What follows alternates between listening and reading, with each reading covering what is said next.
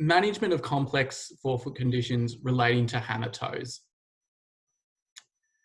For me, we'll look at the description and classification. I look at hammertoes a little bit differently, I suppose.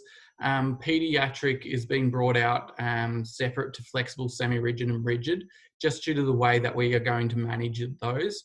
We're all doing a lot of conservative management around this, but I also want you to gain an appreciation of when to treat surgically or look at a surgical option and how we manage those surgically as well. So hammertoe, clawtoe, curly toe, mallet toe, all names that we are sort of somewhat familiar with. And they're due to that instability of the forefoot intrinsic muscles acting on the toes to displace them in a number of different planes, whether that's just sagittal or whether we're looking at a triplanar deformity. It's usually or often due to a plantar plate injury or attenuation or tear, which is then going to destabilize that metatarsophalangeal joint when it is torn. Classification-wise, pediatric is likely reducible. It's likely triplanar, as in it's sort of coming sagittal and then moving across, curling, abducting as well. Whereas we look at our flexible, they're more often sagittal and able to be corrected. And the main thing is that it is able to be corrected under force. Semi-rigid, we're only able to get partial correction, and there may be mild to moderate arthritis that is preventing that full correction.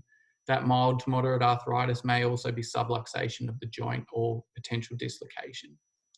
When we're looking at rigid, we may get some movement, but as a whole, we're nowhere near getting close to a normal anatomical position. This is generally found with triplanar deformity, which again may incorporate subluxation or dislocation at the IPJs, as well as the metatarsophalangeals. Just a few photos to give you a bit of an idea of what I'm looking at.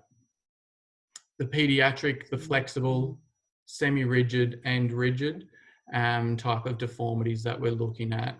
We can see sort of through here, the rigid, that's more likely going to be dislocated off the joint, as that's the head of the proximal phalanx that I'm looking at here. We can tell that by the two faces of that head there.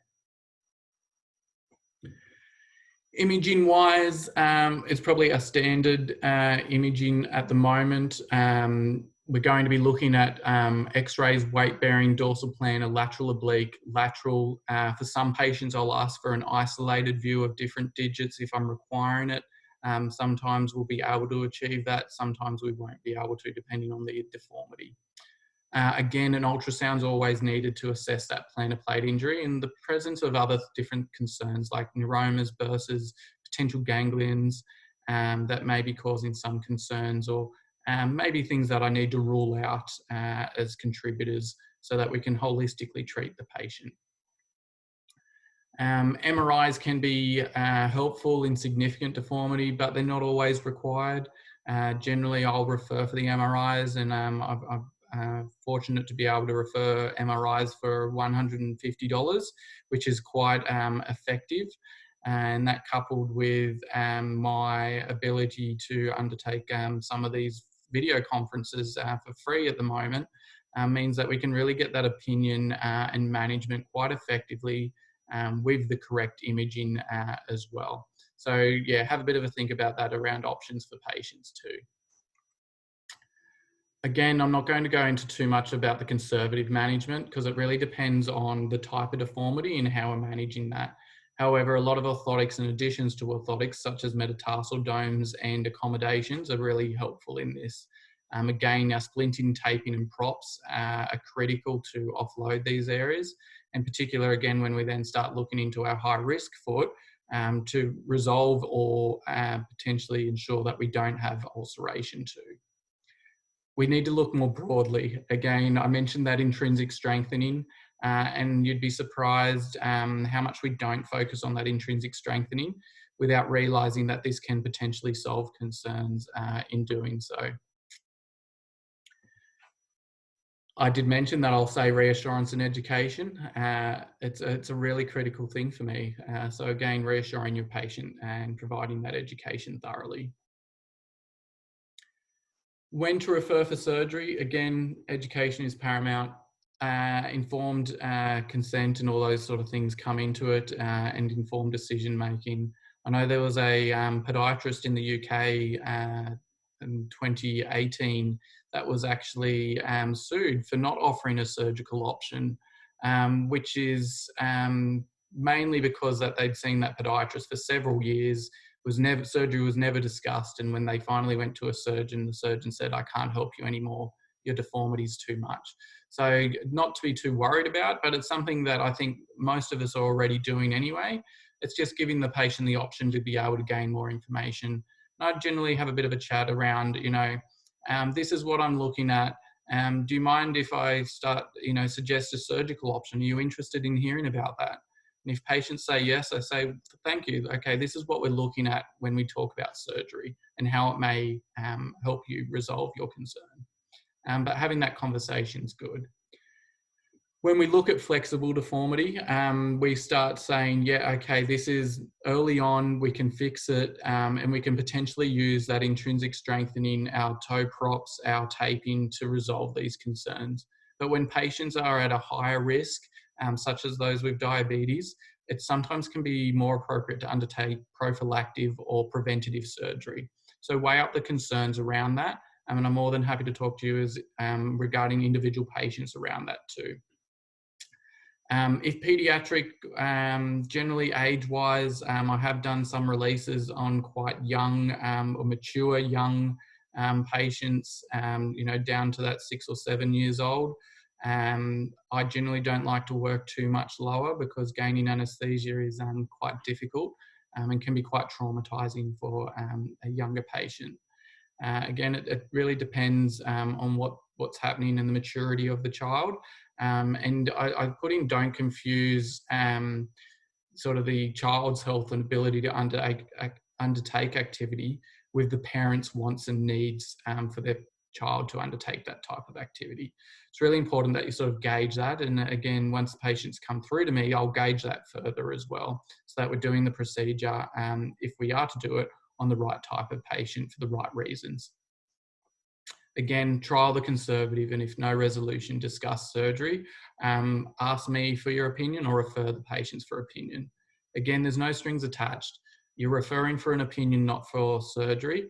If surgery is indicated, then I'll offer that as an option for them to undertake. When we're looking at surgical management of hammertoes, a minimal incision surgery is really quite effective, and I really quite enjoy these as far as the outcomes that we're able to achieve. There is generally not always fixation required, because we can use appropriate taping and teach patients how to do that taping, and that's going to allow a really good outcome. We can use also via internal fixation through just a 8 to 10 mil incision, and I'll show you one of those options in a second as well. Open surgery, again, we're getting a lot more access, so we're able to put a lot more fixation in. Generally, that can be similar fixation devices that we're using for minimal incision surgery, but depending on the deformity, we may be able to undertake lengthening of tendons, as well as several osteotomies, to ensure that we're gaining a more corrective procedure outcome there. Often we'll use K-wires, screws, and other internal fixation that are available for us. Different minimal incision procedures are tenotomies. Tenotomies, when we look at the toes, basically we can lengthen those flexor tendons underneath the toe, generally the longus and the brevis, where they attach through, and then take the toe into a more structurally neutral position. When we look at other types of procedures, this is a interphalangeal joint arthrodesis or fusion, where we've also used one of our internal hammertoe arthrodesis implants. These are quite a nifty device, and this is a similar device by a different brand, where basically the process is screwing that into the toe and then springing that out once we're into the correct position. Tenotomies obviously don't need fixation. Some other minimal incision bony procedures don't need fixation. Again, this depends on how I feel the patient will be able to manage the deformity or the post-surgical experience, and really works towards what we're looking at there. Generally, internal fixation is great because it's more likely that we'll find a longer term resolution at times. But for some people, we can definitely find a really good resolution longer term with no internal fixation as well. Other things that I do are using a K-wire that may be put in place. So that's a steel wire through the toe, and that may be left in place for 4 to 8 weeks, depending on the patient, their bone density and activity levels, as well as how well they're healing. And sort of we make that decision as we're proceeding. When we look at different procedures, open procedures, we're looking at an arthrodesis of the interphalangeal joint, so that fusion again, which we're seeing here. A wile osteotomy is a shortening osteotomy of the metatarsum. This one's been fixated by a snap-off screw that we've got here. And they're quite fine screws as well. So they're generally quite good within that smaller metatarsal head.